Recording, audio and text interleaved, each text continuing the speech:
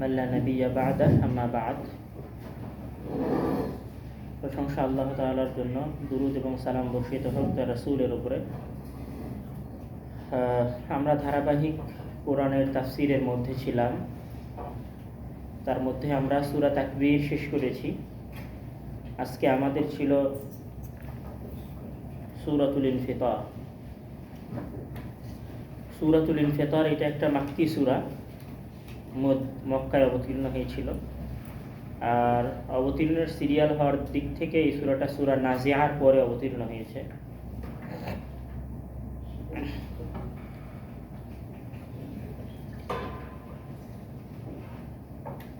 আর আমরা একটা কথা বলেছিলাম যে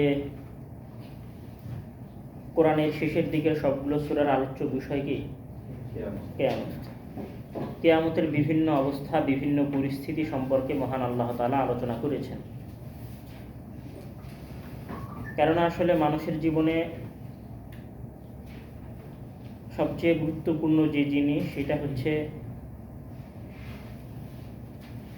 কিয়ামতের পরিস্থিতিটা, কিয়ামতের অবস্থাটাকে ফেস করা।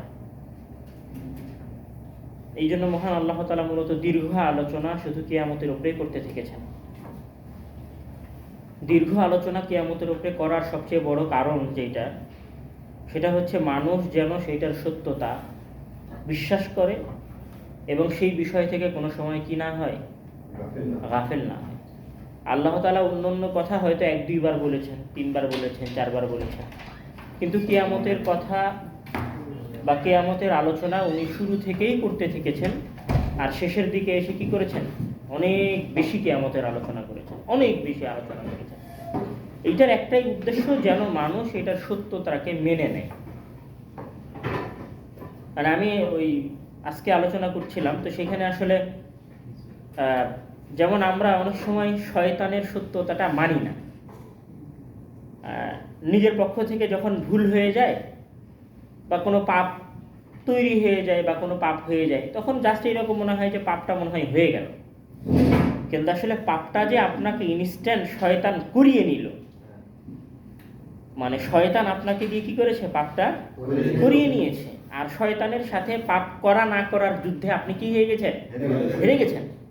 আপনার সাথে শয়তানের একটা বিশাল যুদ্ধ হয়েছে, যেই যুদ্ধটা হয়তো আপনি অনুমান করছি না, কারণ আসলে ওইটার প্রতি আমাদের বিশেষ কোনো ফোকাস নাই, মনোযোগ নাই। একজন মানুষ যখন পাপ করছে তখন সে স্বভাবতই ভাবছে আমি মনে হয় এমনি পাপ করছি, গতানুগতিক। মানে একজন মানুষ যখন দাড়ি কাটতেছে, দাড়ি ক্লিন সেভ করতেছে, তখন সে ভাবতেছে যে হ্যাঁ আমি মনে হয় মানে অটোই ক্লিন সেভ করতেছে। কিন্তু তাকে যে শয়তান ক্লিন সেভ করিয়ে নিয়েছে, এই ক্লিন সেভ করা না করার যুদ্ধে সে যে শয়তানের কাছে হেরে গেছে, এটা কিন্তু সে কি করছে না, অনুমান করছে না।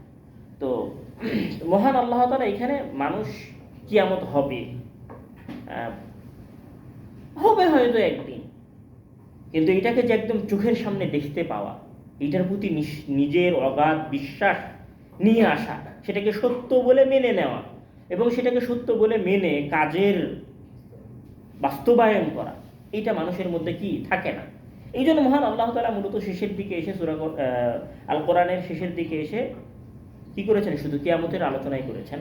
কেননা এটাই মানুষের জীবনের 70 বছর মানুষের 70 বছরের জীবনের সফলতা এবং বিফলতার মানদণ্ড নির্ভর করবে। আপনি আপনার এই 70 বছরের জীবনে সফল হয়েছেন নাকি বিফল হয়েছেন, সেটা কিয়ামতের দিন বোঝা যাবে। আপনি কত বড় ব্যবসায়ী ছিলেন, আপনার ব্যবসায় 1000 কোটি টাকা ইনকাম করা আপনার জন্য আসলেই সফলতা ছিল কিনা, জেদ্দায় আসা আপনার জন্য আসলেই সফলতা ছিল কিনা, আপনি একজন সুন্দর বাবা হিসেবে আসলেই সফল কিনা, একজন ব্যবসায়ী হিসেবে আসলেই সফল কিনা, সকল সফলতা এবং বিফলতার নির্ণয় হবে কোথায়? কিয়ামতের দিনে। এই জন্য আসলে কিয়ামতের দিন অনেক বেশি গুরুত্বপূর্ণ। এই জন্য আল্লাহ তাআলা বারবার বিভিন্নভাবে কিয়ামতের কথা বলেছেন। এখানেও সূরা তাকবীরের মতো এই সূরাতেও মহান আল্লাহ তাআলা শুরুতেই কিয়ামতের দৃশ্যের কথা আলোচনা করেছেন। আউযু বিল্লাহি মিনাশ শাইতানির রাজিম, বিসমিল্লাহির রহমানির রহিম। এখানে মহান আল্লাহ তাআলা সূরা শুরু করতেছেন ইদাস সামাউ ফাতারাত ওয়া ইদাল কাওয়াকিবু তাসারাত ওয়া ইদাল বিহারু ফুজ্জিরাত ওয়া ইদাল কুবুরু বু'থিরাত। এখানে আছে ইদাস সামাউ ফাতারাত, আর আগে কি ছিল? না, ইজা সামা ওখানে ছিল, ইজা সামা কুশিতাত, ওখানে ছিল কুশিতাত, আর এখানে কি ইনফাতারাত। ওখানেও আসমানের কথা এসেছে, এখানেও মহান আল্লাহ তাআলা আসমানের কথা নিয়ে এসেছেন। তো মহান আল্লাহ বলছেন ইজা সামা, আর যখন আসমান হবে, ইনফাতারা শব্দটার অর্থ হচ্ছে ছিন্ন বিচ্ছিন্ন হয়ে যাওয়া, আলাদা আলাদা হয়ে যাওয়া। আর যখন আসমান আলাদা আলাদা হয়ে যাবে, আচ্ছা এখানে ইনফাতারাত আর আগের আয়াতে হচ্ছে কুশিতত। আমি বলেছিলাম কুশিততের অর্থ হচ্ছে খাসির শরীর থেকে চামড়া টেনে নেওয়াটাকে কি বলা হয়? কুশিতত বলা হয়। তো সূর্যকে তার আসল স্থান থেকে টেনে সরিয়ে ফেলা হবে, এই জন্য সেটাকে কি বলা হয়? কুশিতত বলা হয়। তো ওইটা হচ্ছে একটা অবস্থা, যে সূর্যকে তার আসল অবস্থা থেকে কি করা হবে? হটিয়ে ফেলা হবে, মানে তার অবস্থান পরিবর্তন করে দেওয়া হবে। এটা হচ্ছে তার প্রথম অবস্থা। আর তার দ্বিতীয় অবস্থা হচ্ছে ইনফাতারাত, যখন ওইখান থেকে তাকে টেনে নেওয়া হবে, ইনফাতারাত, তখন সে কি হয়ে যাবে? ছিন্ন বিচ্ছিন্ন হয়ে যাবে, খণ্ড বিখণ্ডিত হয়ে যাবে। এই যে সামা ইনফাতারাত, এটা আমরা গত আয়াতেও ব্যাখ্যা করেছিলাম যে মহান আল্লাহ তাআলা পবিত্র কোরআনের মধ্যে অনেক জায়গায় বলেছেন যে যে আসমান কি হয়ে যাবে? দরজা দরজা হয়ে যাবে। ওয়াল মালাইকাতু সাফা সাফা, আর সেই আসমানের ভাঙা অবস্থা দিয়ে, আসমানের দরজাগুলো দিয়ে তখন কারা বের হয়ে আসবে? ফেরেশতারা বের হয়ে আসবে। তো আসলে এখানে মহান আল্লাহ তাআলা আসমান ভেঙে চূর্ণ বিচূর্ণ হয়ে যাওয়ার কথা বলতেছেন, মানে কি জাস্ট এটা শুধু বলার জন্য বলতেছেন? এটা শুধু আমি বললাম, আপনি শুনলেন, অনুবাদ করলেন, শেষ হয়ে গেল? মানে এত বিশাল একটা আসমান আমাদের এবং আমাদের চোখের সামনে, যার সামনে গ্যালাক্সি আছে, মহাকাশ আছে, ছায়াপথ আছে, হাজার লক্ষ কোটি তারকা নক্ষত্র রাজি আছে, যেগুলো নিয়ে আমরা আগে আলোচনা করেছি। সেগুলোর একটার মাঝে কত দূরত্ব হবে, সেগুলোর বিশালত্ব নিয়েও আমরা আলামিনের ব্যাখ্যায় আলোচনা করেছিলাম। তো এই বিশাল আসমানের, মানে যার নিচের অংশটা এত বিশাল, সেই আসমান আসলে কত বিশাল। তো সেই আসমান ছিন্ন বিচ্ছিন্ন হয়ে কি হবে? ছিন্ন বিচ্ছিন্ন হয়ে পড়বে। তারপরে মহান আল্লাহ তাআলা বলছেন যে ওয়াইদাল কাওয়াকিবু তাসারাত। আগের সূরায় কি ছিল? ওয়াইদান নুজুমু কাদারাত। নুজুম আর কাওয়াকিব দুইটা একই অর্থ, দুইটার অর্থই তারকা। ওখানে ছিল ইনকাদারাত, মানে তারকা আলোহীন হয়ে যাবে। যেহেতু এখানে শুরু হয়েছে কি ইদাশ শামসু কুবিরাত, সূর্যের আলো টেনে নেওয়া হবে। তো সূর্যে যদি আলো না থাকে তাহলে চাঁদেও আলো থাকবে না, তারকা রাজিগুলোতেও কি থাকবে না? আলো থাকবে না। এই জন্য যখন ওখানে আগের সূরায় যখন মহান আল্লাহ তাআলা বলেছেন যে সূর্যের আলো ছিনিয়ে নেওয়া হবে, তখন মহান আল্লাহ তাআলা কি বলেছেন? যে তারকা রাজিগুলো কি হয়ে যাবে? আলোহীন হয়ে যাবে। তো তারকা রাজিগুলো আলোহীন হওয়ার পরে কি হবে? ইনতাসারাত, ছিন্ন বিচ্ছিন্ন হয়ে জমিনের উপরে কি থাকবে? পড়তে থাকবে। ওই চাঁদের টুকরাগুলো জমিনের উপরে পড়বে। আপনারা ওই উল্কাপিণ্ড মাঝে মাঝে পৃথিবীর উপরে খসে পড়ার উপক্রম হয়, তো একটা উল্কাপিণ্ড এই পুরো পৃথিবী ধ্বংস হয়ে যাওয়ার জন্য এনাফ। তো পৃথিবীর শত শত তারকা নক্ষত্র রাজি এই জমিনের উপরে খসে পড়বে সেই দিন। মহান আল্লাহ তাআলা সে কথা বলছেন। তারপরে বলছেন ওয়াইদাল বিহারু ফুজ্জিরাত, এবং যেই দিন সমুদ্র সমূহ, বিহার মানে সমুদ্র, ফুজ্জিরাত এর কয়েকটা অর্থ মুফাসসিরিন একরাম করেছেন। তার মধ্যে ফুজ্জিরাতের একটা অর্থ হচ্ছে যে যখন কোনো কিছু উছলে পড়ে, উছলে পড়া বোঝেন? পানি উথলে পড়া, যখন পানি বেশি হয়ে যায় তখন ওটা উথলে পড়ে। তো সমুদ্রের পানিগুলো সমুদ্রের ভেতর থেকে বের হয়ে পড়তে থাকবে, এটা একটা অর্থ। আরেকটা অর্থ করেছেন যে সমুদ্রের পানি শেষ হয়ে যাবে এবং সমুদ্র কি হয়ে যাবে? শুকিয়ে যাবে। আরেকটা অর্থ করেছেন যে সমুদ্রের ভেতরে বিস্ফোরণ ঘটবে, যে বিস্ফোরণে সমুদ্রের তলদেশ উঁচা হয়ে উঠবে, সমুদ্রের পানিগুলো সব বের হয়ে যাবে এবং পুরো সমুদ্র কি হয়ে যাবে? শুকিয়ে যাবে। এবং ওই সমুদ্র শুকিয়ে যাওয়ার কারণে, সমুদ্রের মাঝে বিস্ফোরণ ঘটার কারণে এই জমিতে লা তারা ফিহা ইওয়াজাম ওয়ালা আমতা, আপনি এখানে কোথাও উঁচা নিচে দেখতে পাবেন না, পুরো জমিন কি হবে? সমান থাকবে। ওয়াইদাল বিহারু ফুজ্জিরাত। তারপরে মহান আল্লাহ তাআলা বলছেন, এবার এই এখন যে আয়াতটা আসতেছে, আয়াতটা সূরা তাকবীরে মহান আল্লাহ তাআলা বলেন নাই, কিন্তু এখন এখানে বলছেন। আগের তিনটা আয়াত কিন্তু সূরা তাকবীরে ছিল, সব মানে কাছাকাছি আয়াত ছিল। এখন বলতেছেন যে ওয়াইদাল কুবুরু বু'থিরাত, ওয়াইদাল কুবুরু বু'থিরাত, আর যেই দিন কবর সমূহকে বু'সিরাত। বু'সিরাত মানে কি? বু'সিরাত মানে একটা বাক্সকে খোলার পরে যখন বাক্সটাকে উল্টিয়ে দেওয়া হয়, একটা বাক্স সেটা খুলেছেন, খোলার পরে উল্টিয়ে দিয়েছেন, তারপর তার মাঝে যেটা ছিল সেটা জমিনে পড়ে গেছে, এটাকে বলা হয় বু'সিরা। আর আরেকটা অর্থ করা হয়েছে বু'সিরাতের, যে যখন ওইটাকে উল্টিয়ে দেওয়ার পরে আমরা হাত দিয়ে মিক্সচার করার মতো যখন ওই যে বালুর ভেতর থেকে পাথর বের করার জন্য আমরা হাত দিয়ে যেমন আলাদা আলাদা করি, আলাদা করার চেষ্টা করি, উল্টানোর চেষ্টা করি, ওই উল্টানোটাকে বলা হয় বু'সিরাত। ও ঈদাল কুবুর ও বু'সিরাত। আর কবরগুলোকে সেদিন কি করা হবে? উল্টিয়ে দেওয়া হবে, মানে তার ভেতর থেকে মানুষের শরীর কি করা হবে? বের করে নিয়ে আসা। ইমাম তাবারি এবং কুরতুবী রাহিমাহুল্লাহ এই অর্থ করেছেন। তো ওয়া ঈদাল কুবুর ও বু'সিরাত, এটা সূরা জিলজালের মধ্যে এইভাবে গেছে যে ওয়া আখরাজাতিল আরদু আসকালাহা, আর জমিন তার বোঝাসমূহকে সেই দিন কি করে দিবে? বের করে দিবে। মানে জমিন সেই দিন মানুষের লাশ বের করে দিবে, জমিন সেই দিন পশু পাখি জন্তু জানোয়ার যা তার মধ্যে গেছে সব বের করে দিবে, তার মধ্যে যত অর্থ সম্পত্তি গেছে তা বের করে দিবে। ওইটার একটা অংশ হচ্ছে ওয়া ঈদাল কুবুর ওয়া বু'সিরাত। আর কবরকে কি করা হবে? সেদিন উল্টিয়ে দেওয়া হবে, আর কবরের ভেতর থেকে মানুষের লাশ বের হয়ে আসবে, মানুষ সেখান থেকে জীবন্ত অবস্থায় নতুন হয়ে ফিরবে। এখানে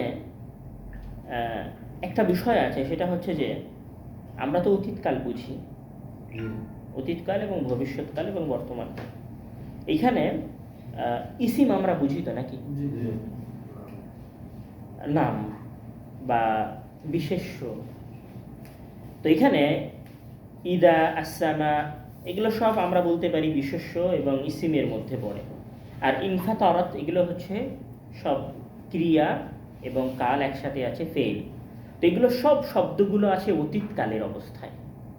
সব শব্দগুলো কিসের অবস্থায় আছে? অতীতকালের অবস্থায়, মানে আগে হয়ে গেছে এরকম অবস্থায় আছে। কিন্তু আমরা যখন অনুবাদ করতেছি তখন কিসের অনুবাদ করতেছি? ভবিষ্যতের অনুবাদ করতেছি। ভবিষ্যতের অনুবাদটা কেন আসতেছে? ওই অতীতকালের শব্দের সাথে যখন শুরুতে ইদা এই অক্ষরটা এসেছে, এই শব্দটা যখন এসেছে, তখন সে অতীতকালের অর্থটাকে ভবিষ্যৎকালে নিয়ে চলে গেছে। কেন এরকমটা করা হয়েছে? এটা আরবি ভাষার যে নিয়ম, বা এরকম যখন করা হয় তখন উদ্দেশ্য কি হয়? তখন উদ্দেশ্য হয় যে আমি বলছি অতীতকাল, মানে কাজটা হবে এমনভাবে যেন কাজটা কি হয়ে গেছে? হয়ে গেছে। মানে কাজটার সুনিশ্চিত হওয়াটা বোঝানোর জন্য এখানে শব্দটাকে অতীতকালে নিয়ে এসে আবার আরেকটা অক্ষর দিয়ে ভবিষ্যৎকালের দিকে নিয়ে যাওয়ার চেষ্টা করে। মানে চাইলে আল্লাহ তাআলা এইভাবে বলতে পারতেন যে আসসামাউ তানফাতিরু, আসসামাউ তানফাতিরু, মানে ভবিষ্যৎকালের শব্দ ব্যবহার করতে পারতেন যে আসমান ছিন্ন বিচ্ছিন্ন হবে। ওয়াল কাওয়াকিবু তানতাসিরু, আর তারকারাজিগুলো বিক্ষিপ্ত হয়ে যাবে। ওয়াল বিহারু তুফাজ্জারু, মানে সমুদ্র উথলে পড়বে। এইভাবে ভবিষ্যৎকালের শব্দ মহান আল্লাহ তাআলা ব্যবহার করতে পারতেন, কিন্তু এটা ভবিষ্যৎকাল ব্যবহার করেননি, অতীতকাল ব্যবহার করেছেন, যেন মানুষ বিশ্বাস করে, চরমভাবে বিশ্বাস করে, যেটা হবে এমনভাবে যেন কি হয়ে গেছে? এখন তারপরে মহান আল্লাহ তাআলা বলছেন যে এই দিন কবর থেকে মানুষকে বের করা হবে, আলিমাত নাফসুম, আলিমাত নাফসুম মা কদ্দামাত ওয়া আখারাত। মানুষ সেই দিন জেনে যাবে, আলিমাত নাফসুন, সেই দিন নাফসুন, আল্লাহ ইনসানের কথা ব্যবহার করেন নাই, নাফস শব্দ ব্যবহার করেছেন ব্যাপকতা বোঝানোর জন্য, মানে প্রত্যেক আত্মা, সেটা মানুষ, জিন, শয়তান, তারপরে পশু, প্রাণী, নাফস, যার মধ্যে নাফস আছে, শ্বাস ছিল যার মধ্যে, আলিমাত নাফসুম, তারা জেনে যাবে সেই দিন মা কদ্দামাত, মা কদ্দামাত, যা আগে পাঠিয়েছে, ওয়া আখারাত, এবং যা পরে পাঠিয়েছে। মানে আগে পরে পাঠানো সব কিছু তারা কি করতে পারবে? জেনে যাবে। তারপরে মহান আল্লাহ তাআলা বলছেন, এখন মহান আল্লাহ তাআলা একটা চমৎকার শব্দ ব্যবহার করছেন, যেখানে মহান আল্লাহ তাআলা একসাথে দুই ধরনের কথা বলবে। সেটা হচ্ছে ইয়া আইয়ুহাল ইনসান মা গাররাকা বিরাব্বিকাল কারীম আল্লাযী খালাকাকা ফাসাওয়াকা ফাআদালাক ফি আইয়ি সূরাতিন মা শাআ রাক্কাবাক কাল্লা বাল তুকাযযিবুনা বিদ্দীন।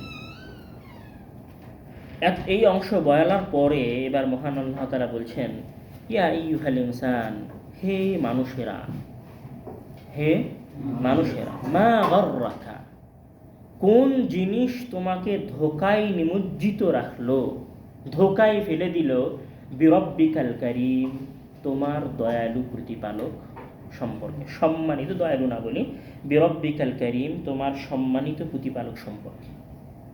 মানে কোন জিনিসটা তোমাকে তোমার সম্মানিত প্রতিপালক সম্পর্কে কি করেছে, ধোকা দিয়েছে।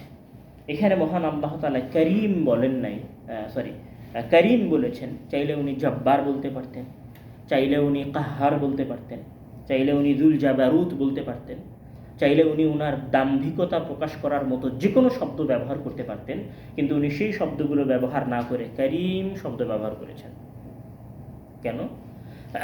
করিম হওয়ার জন্য হেলম মানে প্রতিশোধ পরায়ণ না হওয়ার বৈশিষ্ট্য লাগে। করিম হওয়ার জন্য কি লাগে? প্রতিশোধ পরায়ণ না হওয়ার বৈশিষ্ট্য লাগে। আল্লাহ তাআলা যদি করিম না হতেন, আল্লাহ তাআলা যদি করিম না হতেন, তাহলে বান্দা যখন ভুল করেছে তখনই সাথে সাথে বাড়ি দিয়ে সোজা করে দিতেন, তখনই রাগ করে জাহান্নামের মধ্যে ফেলে দিতেন, মানে তখনই পিঠে সোজা করে দিতেন একদম, যদি আল্লাহ তাআলা করিম না হতেন।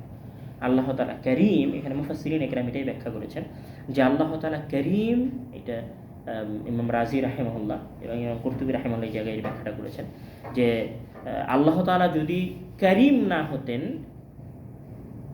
তাহলে আল্লাহ তাআলা বান্দার কাজের ইনস্ট্যান্ট রিয়াকশন দেখাতেন।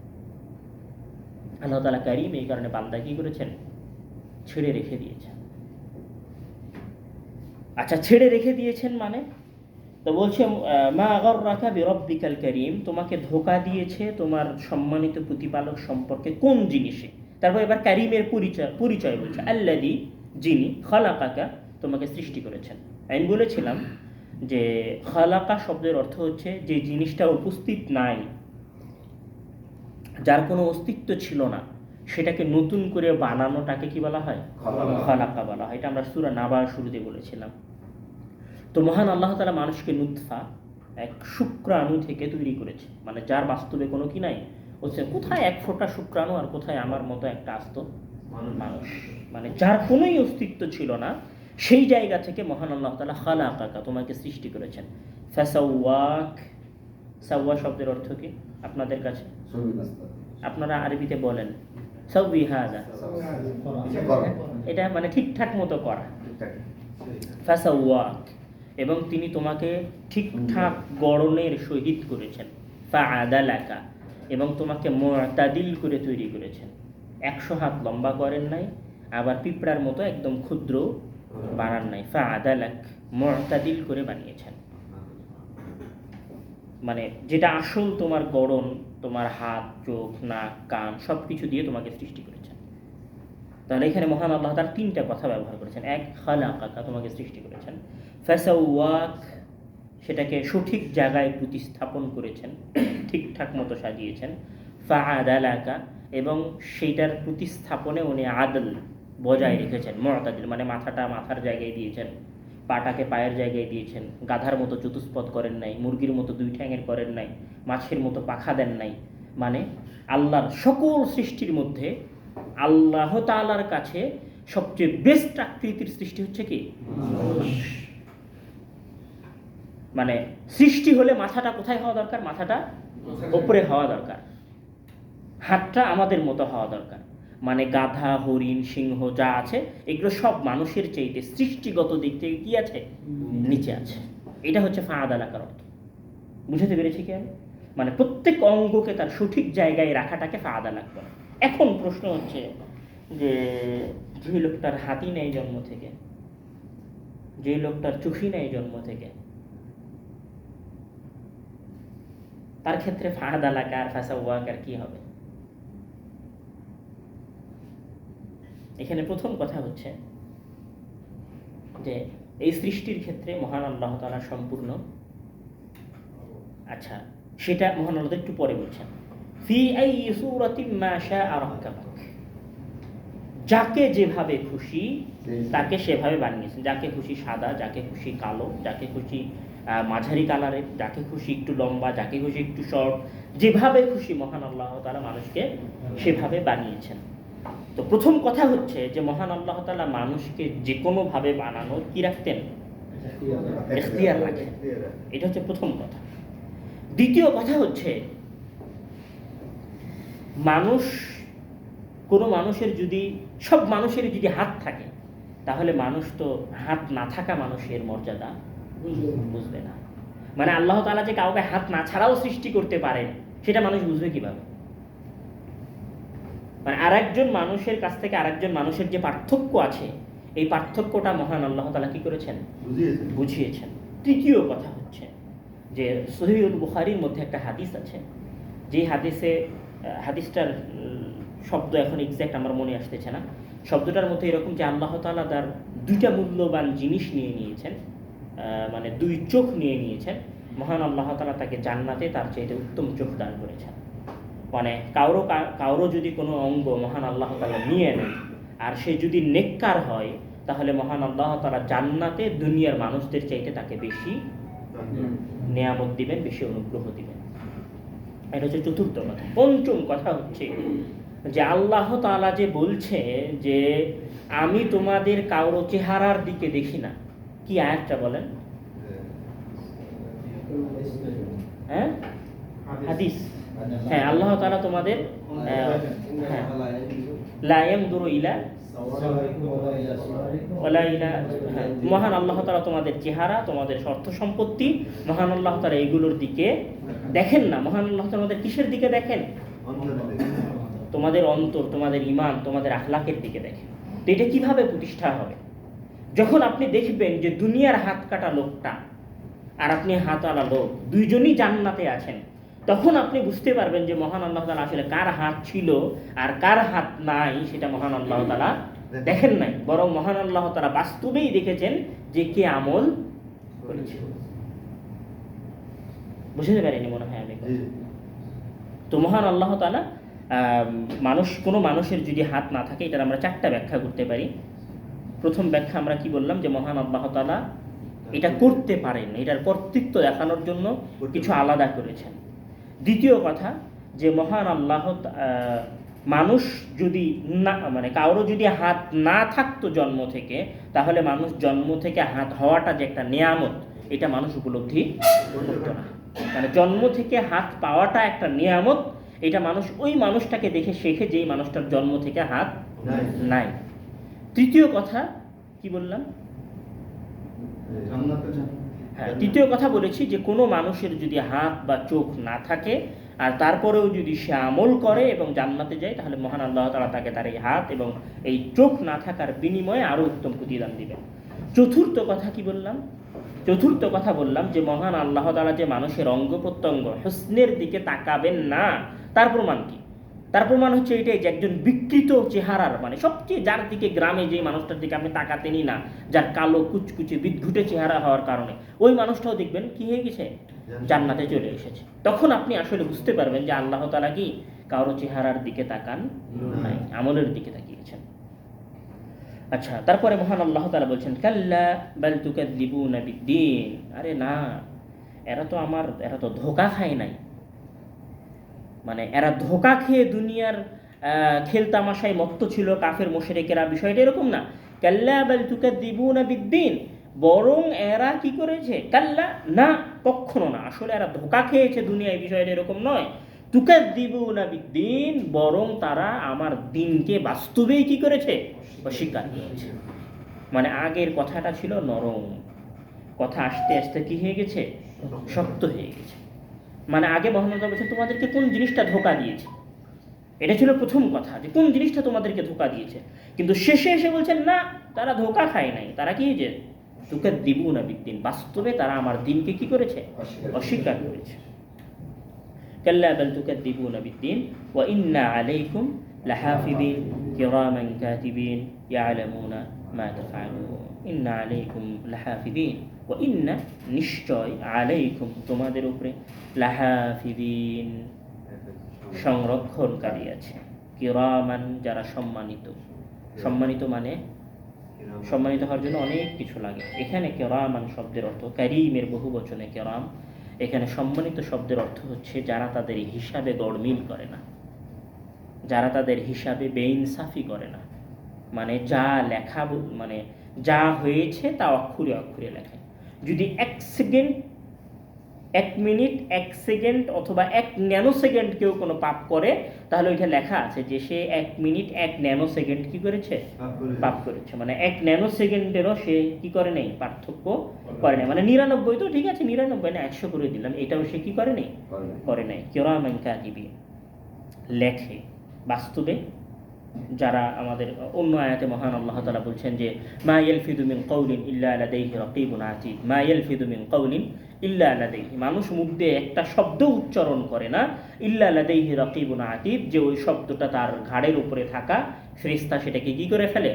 লিপিবদ্ধ করে ফেলে। আমি এর আগের আলোচনাতেও বলেছিলাম যে আসলে ফেরেশতা ঘাড়ের উপরে আপনার হিসাব লিখছেন মানে লিখতেছেন। মনে বুঝাতে পারিনি কথা। মানে ফেরেশতা আপনার ঘাড়ের উপর থেকে আপনার হিসাব লিখতেছেন মানে লিখতেছেন, মানে এখন লিখতেছেন। আমি দেখি বা না বলি, আমার প্রত্যেকটা শব্দ এখানে কি করা হচ্ছে? লেখা হচ্ছে। এই কথাই ঠিক। আমার মুখ দিয়ে একটা শব্দ উচ্চারণ হয়নি, যে শব্দটা এই 2 কাঁধে থাকা সম্মানিত ফেরেশতা কি করেন নাই? ইয়ালামুনা মা তাফআলুন, তারা জানে, মা তাফআলুন তোমরা জানো, মা তাফআল ইয়ামালুন তারা জানে। মা শব্দের অর্থটা হচ্ছে ব্যাপকতা বোঝানোর জন্য। মা শব্দের অর্থ হচ্ছে যা। যেমন আমরা বলি না যে তুমি যা করেছো আমি তাই করব, যা করেছো যা।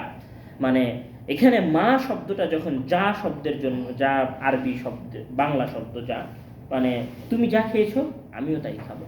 এখন ধরেন তুমি যা খেয়েছো, আমি আরবির মাটা বুঝাই, তুমি যা খেয়েছো, এই জায়গায় যা বোঝানোর জন্য যদি মা অক্ষরটা আসে, তাহলে অর্থ হবে যে আপনি যদি 1100টা ভাতের দানা খান, তাহলে আমিও ঠিক 1100টা ভাতের দানা খেয়েছি।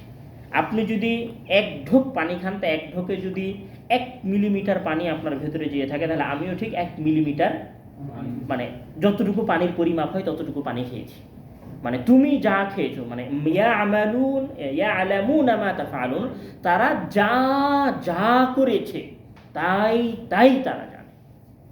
মানে কোনো কিছুই তাদের কি নাই? জানার বাহিরে নাই। মানে একটা ছোট্ট কাজও তাদের জানার বাহিরে নাই। ইন্নাল আবরারা লাফি নাঈম ওয়া ইন্নাল ফুজ্জারা লাফি জাহিম। অনেক সময় আসলে শেষ করব।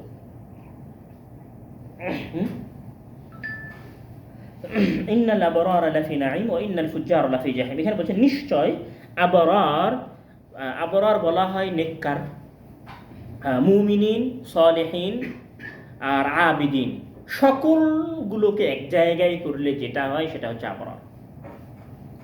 মানে আবরার তারা যারা মুমিনের চাইতে উত্তম, আবরার তারা যারা সালেহিনের চাইতে উত্তম, আবরার তারা যারা ইবাদত গুজার মানুষের চাইতে উত্তম। সবগুলো যখন এক জায়গায় হয় তখন মানুষ হয়ে যায় কি? আবরার। ইন্নাল আবরার, নিশ্চয় নেককার মানুষেরা। আবরার হওয়ার জন্য শুধু এটা না, আবরার হওয়ার জন্য মুমিন হওয়া লাগে, সালেহ হওয়া লাগে, সৎ ব্যবহারের অধিকারী হওয়া লাগে। মানে একদম পূর্ণাঙ্গ কমপ্লিট যখন একজন মানুষ তৈরি হয়ে যায়, তখন সেটাকে কি বলা হয়? আবরার। মানে ওই ধরনের মানুষদেরকে একত্রে আবরার বলা হয়। লাফি নাঈম, নিশ্চয় নেককার মানুষেরা লাফি নাঈম, চিরস্থায়ীভাবে নাঈমে থাকবে। মহান আল্লাহ তাআলা এখানে জান্নাত বলেন নাই, কেননা জান্নাতের চাইতে নাঈম হচ্ছে ব্যাপক। জান্নাতের চাইতে কি? নাঈম হচ্ছে ব্যাপক। নাঈম জান্নাতকে বুঝায়, নাঈম ঝর্ণাকে বুঝায়, নাঈম আত্মিক সুখ প্রশান্তিকে বুঝায়, নাঈম পরিবারের সাথে থাকাকে বুঝায়, নাঈম দুশ্চিন্তা মুক্ত থাকাকে বুঝায়, নাঈম যে কোনো ধরনের সুখকে বুঝায়। মানে সকল কিছু যখন একত্রিত হয়, সুখ, শান্তি, প্রশান্তির সব কিছু যখন এক জায়গায় হয়, তখন সেটাকে কি বলা হয়? নাঈম বলা হয়। আর ঠিক এই নাঈমের বিপরীত হচ্ছে জাহিম। মানে নাঈম যেমন উন্নত, জাহিম তত নিচে। আর আবরারেরা যত উপরে, ফুজ্জারেরা তত নিচে। মানে একদম নিকৃষ্ট শ্রেণীর যারা, তাদেরকে কি বলা হয়? ফুজ্জার, ফাজির। এর বহুবচন হচ্ছে ফুজ্জার। মানে একদম মানুষের যেটা নিম্ন স্তর, মানে কাফের মুশরিকদের যেটা একদম নিম্ন স্তর, তারা হচ্ছে ফাজির, ফুজ্জার। আর তাদের জায়গা হচ্ছে জাহিম। আর এদের একদম উপরের স্তর হচ্ছে আবরার, আর এদের জায়গা হচ্ছে নাঈম। ইয়াসলাউনাহা ইয়াউমাদ্দিন, এবং সেই দিন তাদেরকে বিচারের দিবসে জাহান্নামের আগুনে সলা, মানে কোনো কিছুকে আগুন দিয়ে শুধু পুড়ানো নয়, আগুন দিয়ে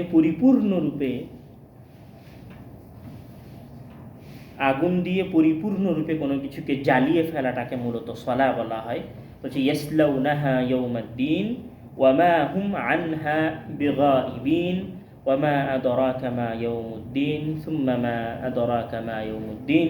ইয়াসলাউনাহা ইয়াউমুদ্দিন মানে জাহান্নামের দিনে, বিচার দিবসে তাদেরকে জাহান্নামের আগুনে পোড়ানো হবে। ওয়া মা হুম আনহা বিগাইবিন, এবং সেই দিন তারা এই জাহান্নাম থেকে বাঁচতে পারবে না। বিগাইবিন মানে অদৃশ্য হবে না, কেউ এই জাহান্নাম থেকে বাঁচতে পারবে না ফুজ্জারেরা। ওয়া মা আদরাকা মা ইয়াউমুদ্দিন, আপনি কি জানেন যে ইয়াউমুদ্দিনটা কি, বিচার দিবসটা কি? ওয়ামা আদরাকা, আপনি এটা ওমা আদরাকা এটা মহান আল্লাহ তাআলা অনেক জায়গায় বলেছেন, যেমন সূরা কারিয়ার মধ্যে বলেছেন আল কারিয়া মাল কারি ওমা আদরাকা মাল কারি আল হাক্কা মাল হাক্কা ওয়ামা আদরাকা মাল হাক্কা। আপনি কি জানেন হাক্কা কি, আপনি কি জানেন কারিয়া কি? মহান আল্লাহ তাআলা যখন গুরুত্বপূর্ণ কোনো কথা বলতে চান তখন মহান আল্লাহ তাআলা এই কথা বলেন, ওয়ামা আদরাকা ইয়াউমুদ্দিন, আপনি কি জানেন, আপনি কি কল্পনা করতে পারতেছেন, আপনি কি অনুমান করতে পারতেছেন? আদরার মধ্যে অনেকগুলো অর্থ আছে। আপনি কি অনুমান করতে পারতেছেন যে ইয়াউমুদ্দিন কি? সুম্মা মা আদরাক, আপনি কি জানেন, আবার আপনি কি জানেন ইয়াউমুদ্দিন কি? ইয়াউমুদ্দিনের সবচেয়ে বড় বৈশিষ্ট্য হচ্ছে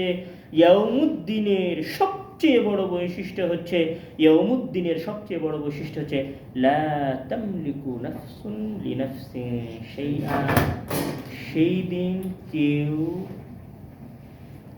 দিন কেউ কারো বিন্দু মাত্র কাজে আসতে পারবে না।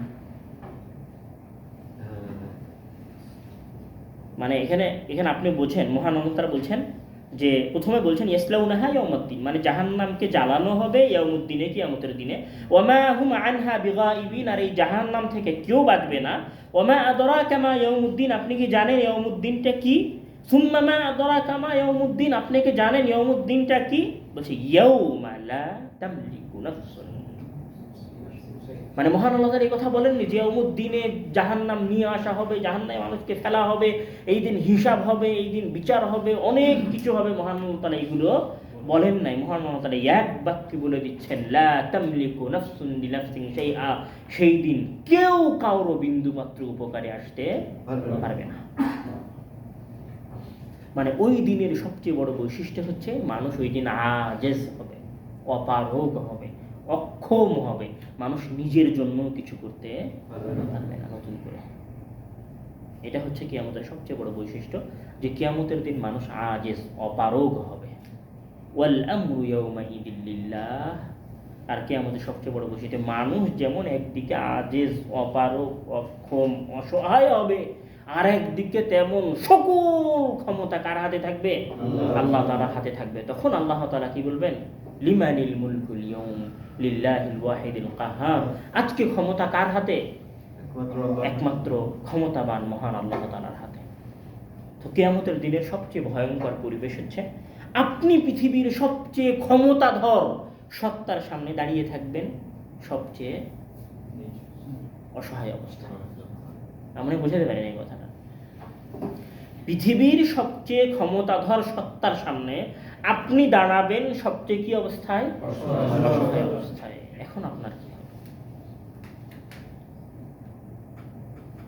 কথাটা আবার বুঝিয়েন, কিন্তু পৃথিবীর সবচেয়ে ক্ষমতাধর মানে যিনি জাব্বার, যিনি কাহ্হার, যিনি অহংকারী, যার কিবরিয়া আছে, যার রাগ আছে, যার দাম্ভিকতা আছে, যার দাপট আছে, যার ক্ষমতা আছে, যার প্রতিপত্তি আছে, যেগুলো উনি একটাও দুনিয়াতে ব্যবহার করেন নাই সেইভাবে, উনি সব সেই দিন নিয়ে কিয়ামতের দিন হাজির হবে।